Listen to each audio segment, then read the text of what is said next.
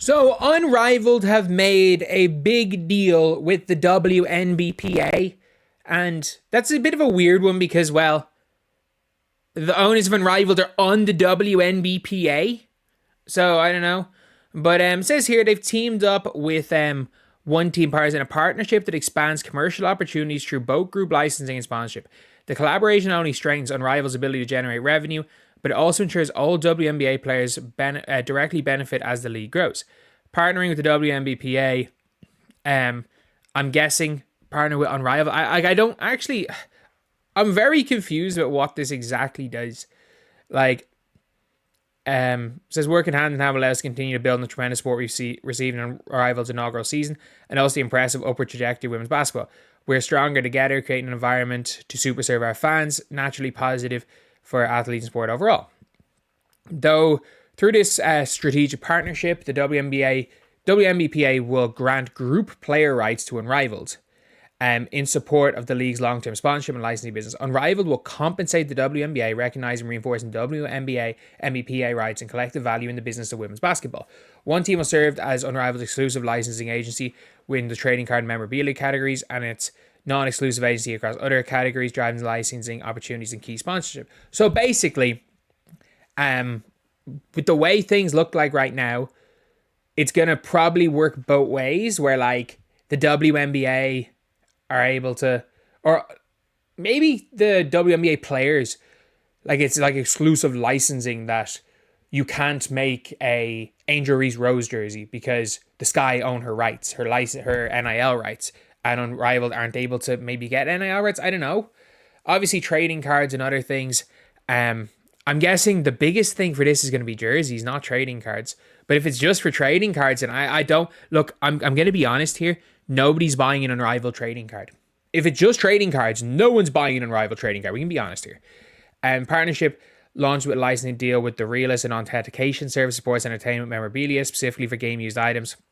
This type of partnership will reflect what's possible when players have ownership in the game, says Terry Carmichael Jackson, Executive Director. Unrivaled is innovating what a professional women's basketball league can be, and by working together One Team, we're ensuring a WNBA players' rights are part of that vision. It's about equity, opportunity, and long-term success. Like, I actually agree with all the WNBAs on a good trajectory, short term and long, definitely short term anyway. But what the hell? I'm sorry. Like, what does? Are they gonna sell every single jersey as a signed jersey? Like, I'm sorry, Unrivaled memorabilia. I'm gonna be honest here. I'm gonna be completely honest here. Outside of about 4, I don't know. Other than game worn jerseys, and like in fairness, you probably sell a few jerseys. I do not understand where, like, who's buying an Unrivaled jersey. And I mean, I don't mean that in a bad thing with Unrivaled. I'm like, what relevance is this? What relevance is this? And then the funniest part is that on one of the other articles, they literally said, given the explosion of WNBA collectibles, a Caitlin Clark rookie card sold for $234,000 back in December, roughly the current max salary WNBA player can earn. This is some extremely high value territory. If I'm not mistaken, it's something like $6,000 is the highest non-Caitlin Clark card sale. And there's been multiple Caitlin Clark card sales above 100k. Like, what are we doing? Like, it's literally a deal between Unrivaled and the WNBA. And it's at the stage now for people to talk about it like it's a big deal. They have to literally bring up Caitlin Clark. They have to bring up Caitlin Clark, who's not even in Unrivaled, to hype up an Unrivaled deal. And I understand, like, there is a growth in women's basketball, but we have to talk about what is the growth in women's basketball, which is one thing, versus the growth of Caitlin Clark. Like, they're two different things when we're talking about this. Like, it is objectively it is an objectively good situation that Unrivaled is allowed to use WNBA players' rights now. They're allowed to get their NIL rights, and they compensate the WNBA. So that's a deal that's easy to make because, like, the vice presidents are in Unrivaled. Like, it's a really easy deal to make, and it's a straightforward one-on-one that they need to do. But, like, not every single deal is this game-changing thing when it comes to the WNBA. This is probably irrelevant.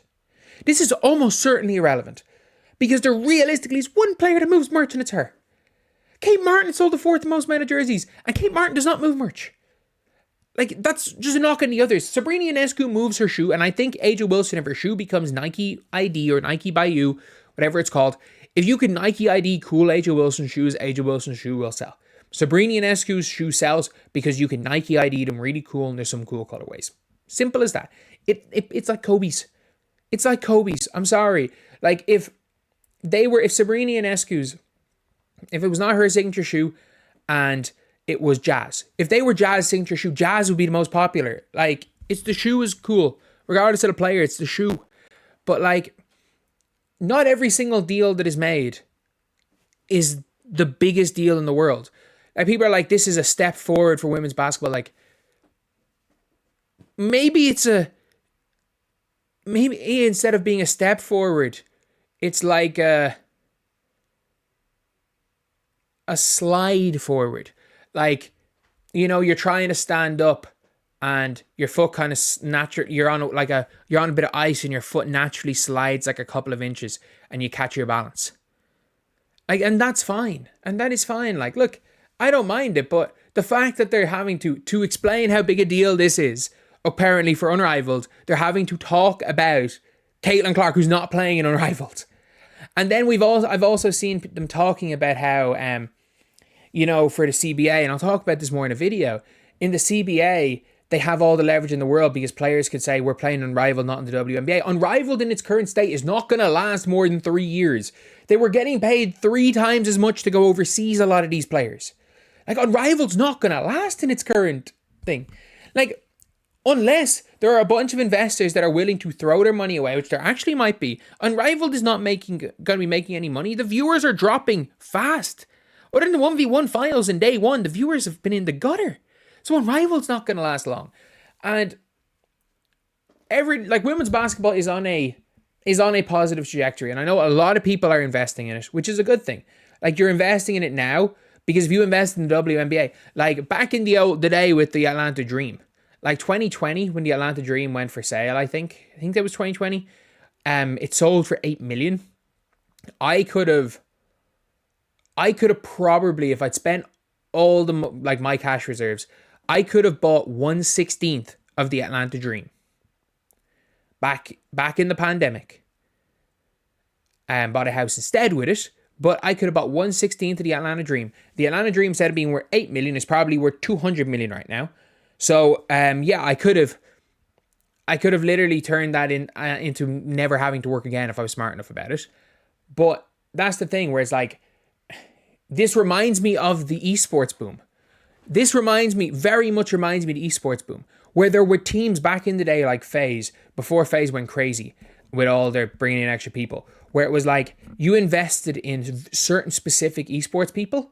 Like, if you put money into a team, if, say, for example, like, not even the team, there were certain things in esports where it kind of boomed, but every single person was like, esports the future, esports the future, esports the future. And it went from being undervalued to every little thing being so massively overvalued that it's never recovered. And now the esports bubbles burst. Like, we're now getting very close to the stage. And I'm not talking about the WNBA itself. The WNBA is the WNBA. But this, like a side league like Unrivaled, everyone's trying to get involved in it. They can't afford to get involved in the WNBA. And we're looking at a stage where the league could go into a damn lockout next year. And it'll be a disaster. And it's looking like, not that these deals are bad. They're good. They're good for the players. But like, the way everyone's saying, look, this is so lucrative, and then bringing up a Caitlin Clark. They're like, the memorabilia in the WNBA is so lucrative, or memorabilia on Unrivaled is so lucrative. It's like, it's not. Caitlin Clark is lucrative. Caitlin Clark is lucrative. Not the WNBA media yet.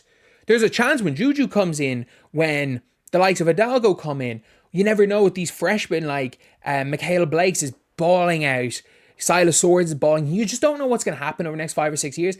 And the bubble's not going to break before all those come in. But there's a chance that their stuff's going to be worth much. But the players in the league right now, I'm sorry, there is absolutely no value. No offense. I'm just going to pick a random all-star off the top of my head. Superstar off the top of my head. There is no value in an Alyssa Thomas trading card. Even if it's signed, $75. A Connecticut Sun Superfan might give you $200. Whereas the same thing might get $200,000 from Caitlin Clark.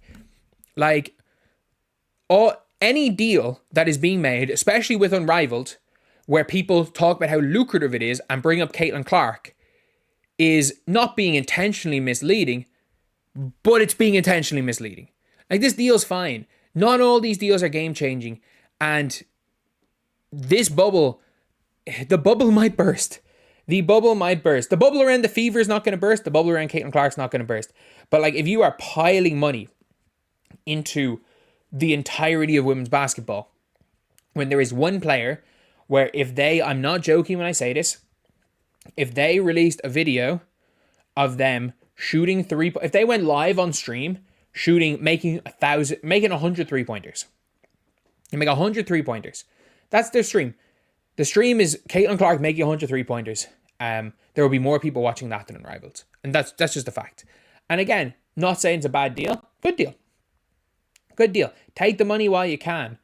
But not every deal is this game-changing, earth-shattering way these WNBA players are going to make a whole bunch of money. The reality is that the league, salary-wise for playing, players are going to continue to feel what they believe is underpaid. But there are a set number of WNBA players that via endorsements, via stuff they do outside basketball, because of their popularity, are going to be multimillionaires. That's just the reality of what's going on. But anyway, I'll see you guys.